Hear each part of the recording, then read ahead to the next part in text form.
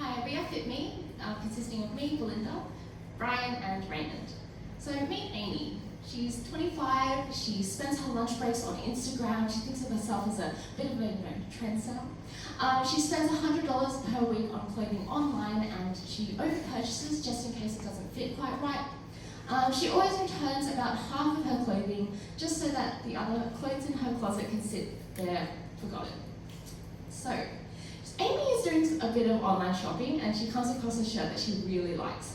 And she's going down scrolling and there's a function to click on FitMe. And she goes through and this is what it looks like after she's uploaded a couple of photos of herself. She gets a 3D model of herself wearing the shirt that she's looking at and she can see if it fits and if she likes the style. She can choose to upload her own collection of clothing using a 3D scanner so she can see whether or not it actually fits with her own personal style and fits her identity.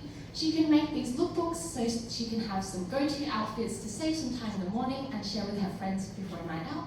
And she can also decide to put it on the second-hand market if she doesn't like it anymore. So Amy loves this idea of free returns, and I think a lot of us are attracted to that. However, we don't think about the cost of that. Plastic and paper waste are generated from packaging, as well as carbon emissions from transport and logistics. And this is compounded by returns as there's further processing and further transport. And if it is deemed unfit for resale, they end up in landfills. It was found that 27% of consumers returned an item because they found the fit wasn't right, and 19% of consumers returned it because it looked different in reality than it looked online. However, most of these returns do not end up back on the shelves and are instead sent to landfills or incinerated. In the US alone, 5 billion pounds of waste were generated through returns, and this has created 15 million metric tons of CO2 as a result. So, FitMe aims to optimize this process by providing a way to virtually try on the clothes, giving better purchasing decisions and fewer returns, and companies get a chance to cut their costs, cut the time spent, as well as reduce logistics.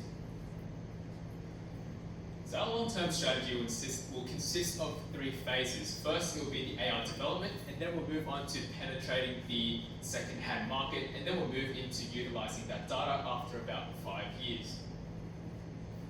So right now, there are about 8% of online purchases which have been returned. So looking at our serviceable obtainable market, that'll come to around 592 million. And of course, this technology is by no means new. Mport already has a full body scanner, and Gap has an AR app which allows you to put clothes onto a generic model. So then how do we drive further value? Well, we seek to...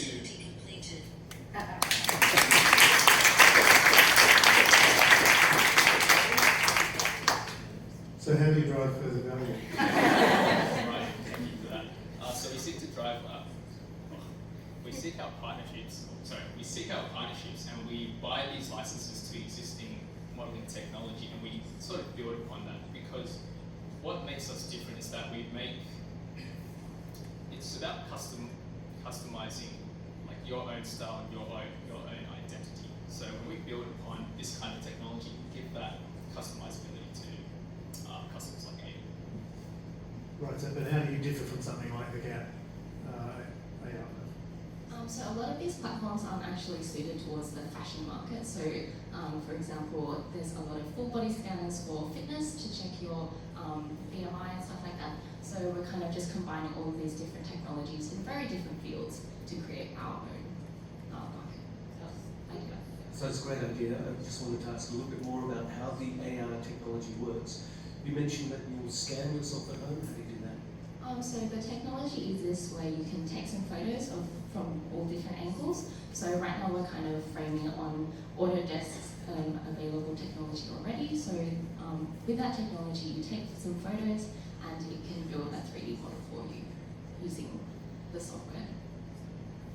So just adding on to that, you see the picture in the middle here. There's another way to do it. They just walk around you taking a video, and using those marker points, they're able to create a 3D rendering, which you see on the right there, which is really quite accurate. This is a genuine question, I guess, for the next generation that's coming. How do you guys feel about privacy? Because you're giving away your complete identity to another corporation, and that can be hacked. And so this is actually, for me, privacy issue. Okay, so that is a concern, but we see a lot of people love sharing like what they wear, like on social media, Instagram, Snapchat, things like that. So we give an opportunity for them to share their look, to really show who they are. And how about a bit on business model? So we're looking at a subscription model, and right now the upfront cost will come up to about 200,000. So that's just for software developers to buy licenses, and and in the revenue side of things, it is a subscription model, as I said. So we're looking to, when we get those partnerships, they'll pay us a monthly fee. So right now, Iconic is doing free shipping. They're losing a lot of money, and it's not really optimizing their sort of back end. So we're thinking that they will readily partner up with us because we are making their process easier.